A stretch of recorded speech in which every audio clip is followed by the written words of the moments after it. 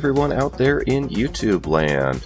Today we're going to take a look at the Flintstones, number 5 from 2016. It was written by Mark Russell and drawn by Steve Pugh.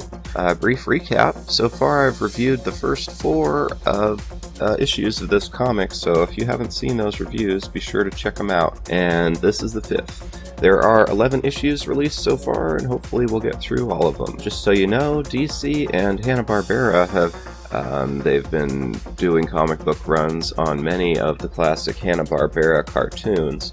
Aside from the Flintstones, there's also Scooby-Doo Apocalypse, Future Quest, which is the Johnny Quest comic, and then Wacky Raceland, which is basically like Wacky Races. And I'll be doing a review on Wacky Raceland number 1 here shortly. As with every issue of this Flintstone comic, this one has a theme. Issue 5 focuses on politics and war, as you may have guessed from the cover and the variant cover. So without further ado, let's get started.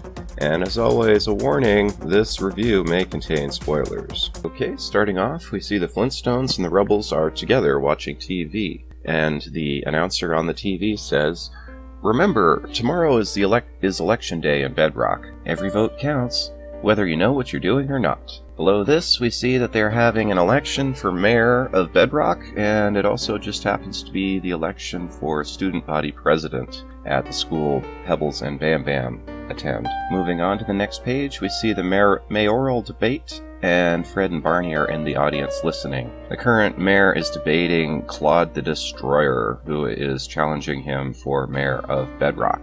The moderator asks them each in turn, "How will you respond to the threat posed to us by the lizard people?" The current mayor says we need to think things through before doing anything rash, while Claude the Destroyer says history is written in the blood of our enemies, and the crowd loves this. Everyone goes wild except for Fred and Barney, and the crowd starts cheering and chanting Claude's name. Barney and Fred go to a cafe after this, and Barney says, "This all sounds too familiar, huh, Fred?" And Fred replies, "We participated in a genocide, Barney." Holy cow. So this is not your grandpa's Flintstones. Fred and Barney participated in a genocide?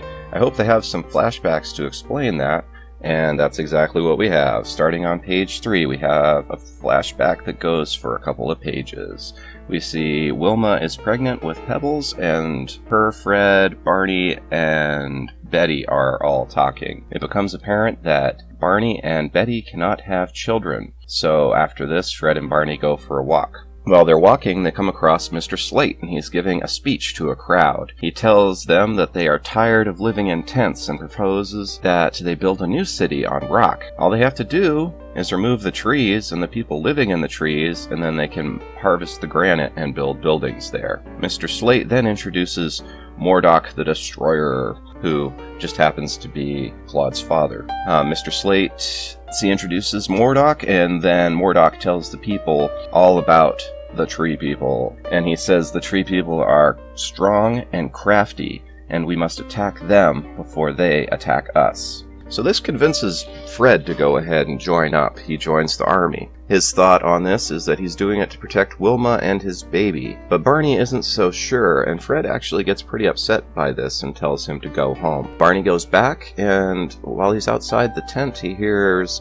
Wilma and Betty talking, and overhears that Betty is rather sad that she and Barney cannot have children. Because of this, Barney feels like a total failure and goes back and joins Fred and also enlists in the army. This issue so far is got the most character development of Barney I've seen in any issue, and these panels and the expression in his face really speak to the quality of his character and give you an in-depth look into what makes his character who he is. Now, moving on to the next page, we jump back to the present day, and we're at the school. It turns out the school bully is running for class president. He makes a mistake, though, by trying to take Bam Bam's lunch, and Bam Bam picks him up and throws him into the air. Now, going back to the past, we have another flashback, and it's Barney and Fred. They've now gone over to their wives and told them that they joined up in the military, and you better believe Wilma and Betty are mad, disappointed, and worried.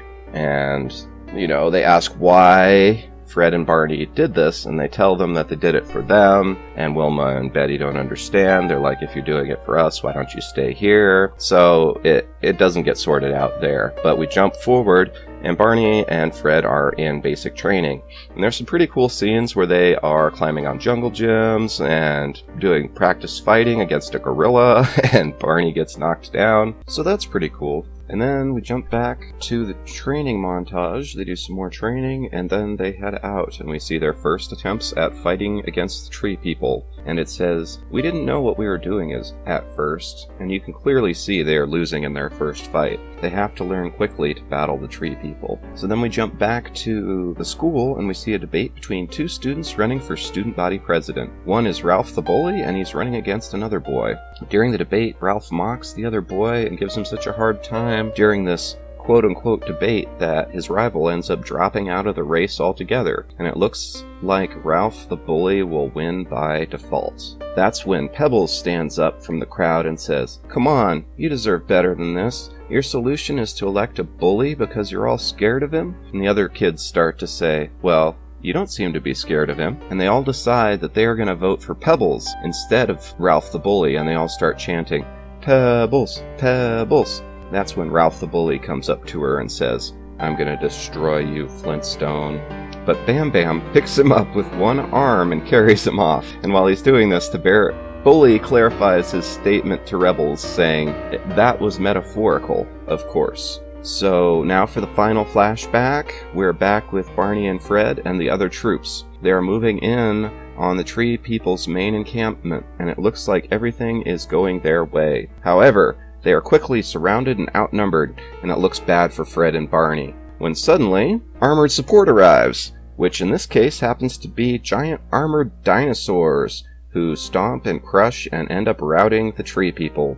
The troops also set fires and drive the tree people out of the forest. The fires spread quickly, and everything is burned. Fred and the company move in, and as they're looking around, Fred makes a discovery. He kneels down and says, "We weren't protecting our families.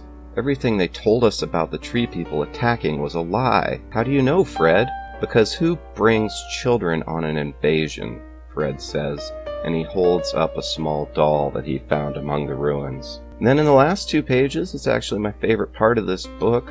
Barney is also looking around. He moves on after what Fred had said, and he hears someone sobbing. And it turns out he found a survivor, a little baby, a little blonde, blue-eyed baby that was left behind. And Barney picks him up and takes him home with them. And it turns out that is the origin of Bam Bam. So on the very last page, we see Barney coming back home to Betty, and he's carrying Bam Bam. So now they end up becoming a family. And, a complete family with wife, husband, and child. And, I find that to be really awesome. I find that to be really touching. Like, Fred and Barney are so noble in this comic. They're really amazing. So Barney saves a little orphan boy from their so-called enemies and brings him back to raise as his very own. And also on the TV screen in the background, at the end there, you see Fred and Barney talking as they're recapping the past. And on the screen there, you see it says, "Landslide victory for Claude the Destroyer." So that's rather ominous, and it looks like they now have a warmonger as their mayor. So that's the Flintstones number 5. I think of all 11 issues, it might actually be my favorite. It's a little heavy on the politics, but it covers it in a good way and doesn't have a right or a left slant. It simply seems to be about war and leaders who drag us into wars and lie to do it. So it's a great issue, as all of the issues. I love the art, I love the writing, it was really good.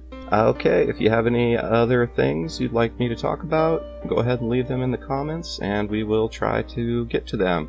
We've got lots more comic book reviews coming out, and as always, be sure to like, share, and subscribe. It helps me out a great deal. Thank you. End of line.